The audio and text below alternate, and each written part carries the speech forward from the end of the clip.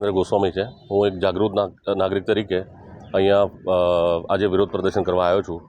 તમે જોઈ રહ્યા છો મારા ગળાની અંદર કાળો કપડો છે, જે વિરોધની નિશાની છે।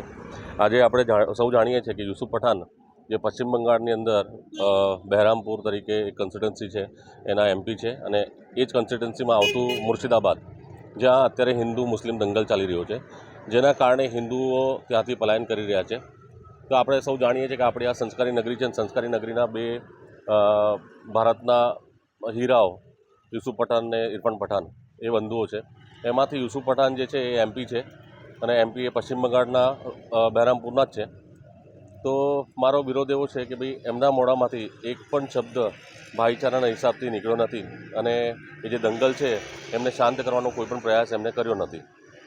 તો મારો એમને એક સણસણતો પ્રશ્ન પણ છે કે જો કદાચ ત્યાંનો કોઈ એમપી, હિન્દુ એમપી, એ કદાચ કોઈપણ જગ્યાએ ભારતની અંદર સાંસદ તરીકે નીવડીને આવે અને અત્યારે જે દંગલ ચાલી રહ્યો છે એનું ઘર ત્યાં હોય તો એ સુરક્ષિત રહે કે ના રહે, એ મારો પ્રશ્ન છે।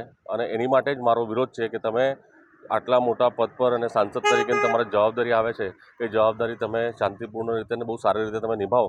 જેવી રીતે તમે ક્રિકેટની અંદર તમારી કારકિર્દી કરી, એવી રીતે તમે સાંસદ તરીકે પણ તમારી કારકિર્દી બહુ સારી કરો, એ મારું એક તમને નમ્ર નિવેદન છે। અને ભાઈચારાના હિસાબથી તમે એક સારો અને આપણે હિન્દુ ભાઈચારો આપણે બની રહે એની માટે એક મેસેજ આપો।